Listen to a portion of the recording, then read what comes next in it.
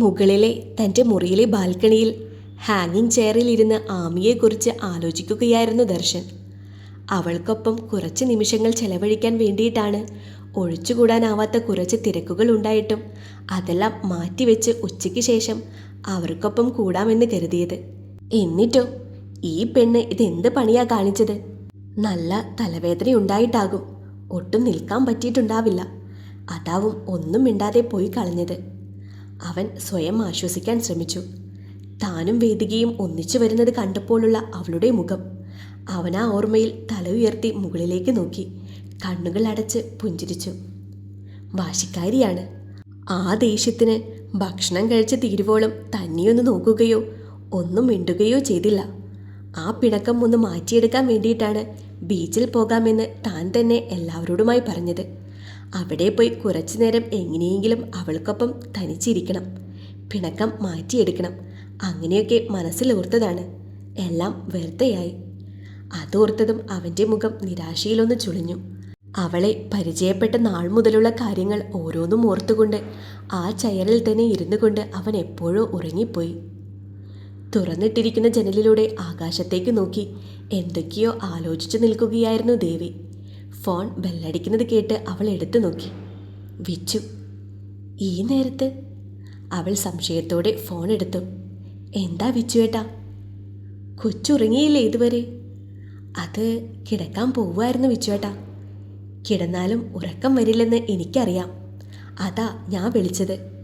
താനിനി അതും ആലോചിച്ചിരിക്കണ്ട. ഇതിൽ ദേവിയുടെ മറുപടി എന്തായിരിക്കും എന്ന് എനിക്കറിയണമായിരുന്നു. അതിനുവേണ്ടി ചോദിച്ചു, അത്രയുള്ളൂ. വിച്ചുവേട്ടാ, എനിക്ക് ആമിയെ കണ്ടാൽ കൊള്ളാമെന്നുണ്ട്. നാളെ എന്നെ ഒന്ന് കൊണ്ടുപോകൂ, തിരക്കില്ലെങ്കിൽ. അതിനെന്താ, ഇനി എന്തെങ്കിലും തിരക്കുണ്ടെങ്കിലും കൊച്ചിനെ ഞാൻ കൊണ്ടുപോകും നാളെ നേരം വെളുക്കട്ടെ. അതുവരെ സമാധാനത്തിൽ കിടന്നുറങ്ങ്. അങ്ങനെ വെറുതെ മൂളിയാൽ പോരാ, കിടന്നുറങ്ങണം, കേട്ടല്ലോ. ആജ്ഞാപിക്കുന്നത് പോലെയാണ് അവൻ പറഞ്ഞതെങ്കിലും അവൾക്ക് ചിരിയാണ് വന്നത്. ചിരിക്കുന്നോ? കിടന്നുറങ്ങാൻ നോക്കൂ കൊച്ചേ. ആമിയെ ഓർക്കുമ്പോൾ മനസ്സ് അസ്വസ്ഥമാകുന്നുണ്ടെങ്കിലും അവന് കൊടുത്ത വാക്ക് പാലിക്കാനായി അവൾ കിടന്നുറങ്ങി. ആ, മോൾ എഴുന്നേറ്റോ? ഇനിയിപ്പോൾ ഇന്ന് ഓഫീസിൽ പോകാൻ പറ്റില്ലല്ലോ.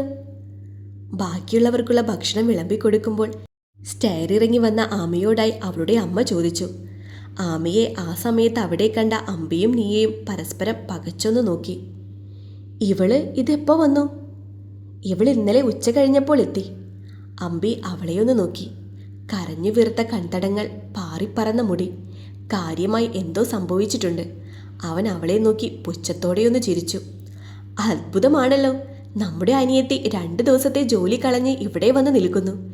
ഇവളുടെ അമ്മായി അച്ഛനും കെട്ടിയവനും 2 ദിവസത്തെ ഈ നഷ്ടം എങ്ങനെ നികത്തുമോ ആവോ. അവളെ നോക്കിയ അതേ പുച്ഛത്തോടെ തന്നെ അവൻ പറഞ്ഞു.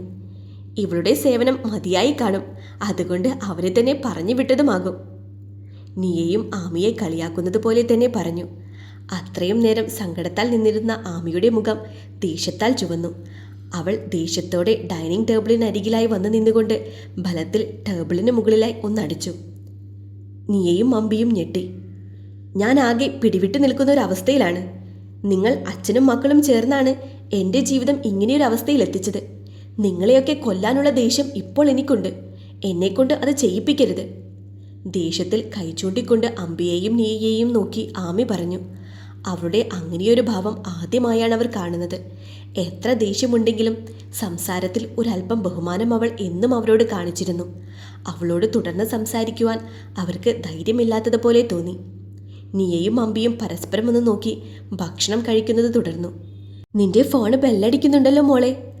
അമ്മ പറയുന്നത് കേട്ട് അവൾ ഫോൺ എടുത്ത് നോക്കി. വിച്ചുവേട്ടനാണ്. അമ്മയോട് പറഞ്ഞുകൊണ്ട് അവൾ ഫോൺ എടുത്തു. എന്താ വിച്ചുവേട്ടാ?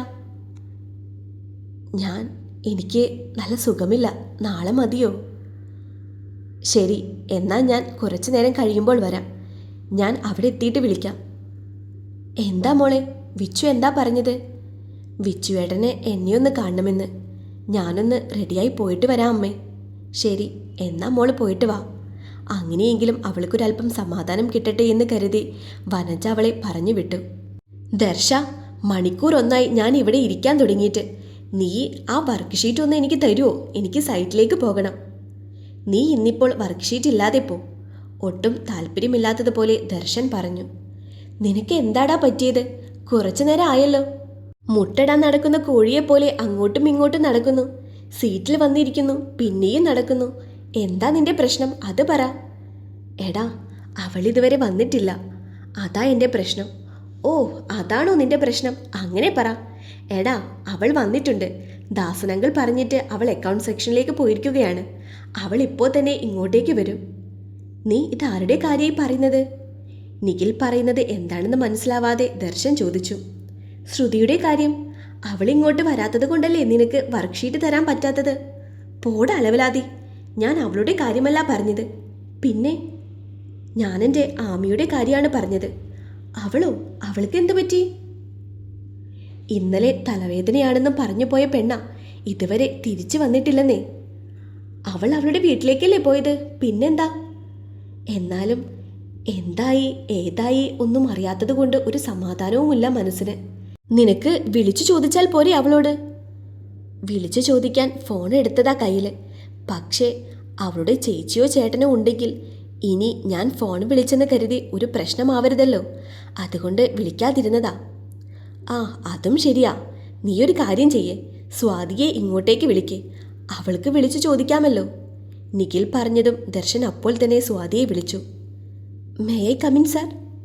സ്വാതിയും കാർത്തികയും കൂടിയാണ് വന്നത്. നിഖിലിനെ കണ്ടതും കാർത്തിക അവനെ നോക്കിയൊന്ന് ചിരിച്ചു. സ്വാതി, താൻ ആമിയെ വിളിച്ചിരുന്നോ? അവൾക്ക് എങ്ങനെയുണ്ടിപ്പോൾ? പനി മാത്രമുള്ളൂ എന്നാ അവൾ പറഞ്ഞത്. പക്ഷേ സൗണ്ടൊക്കെ മാറിയിട്ടുണ്ട്. പനിക്കുന്നുണ്ടോ? അങ്ങനെയാ വിളിച്ചപ്പോൾ പറഞ്ഞത്. 2 ദിവസം ലീവ് വേണമെന്ന് പറഞ്ഞിട്ടുണ്ട്. എന്നാ പിന്നെ ഒന്ന് ഡോക്ടറെ കാണുന്നതല്ലേ നല്ലത്. ഇപ്പോഴത്തെ പനിയൊന്നും വിശ്വസിക്കാൻ കൊള്ളത്തില്ല. താനൊരു കാര്യം ചെയ്യേ, ഇന്ന് ലീവ് എടുത്തോ. എന്നിട്ട് അവളെയും കൂട്ടി ഡോക്ടറെ കണ്ടിട്ട് വാ. വേണമെങ്കിൽ ബ്ലഡ് ടെസ്റ്റ് ചെയ്യുന്നത് നല്ലതായിരിക്കും. കാർത്തു ദർശനെ നോക്കിക്കാണുകയായിരുന്നു.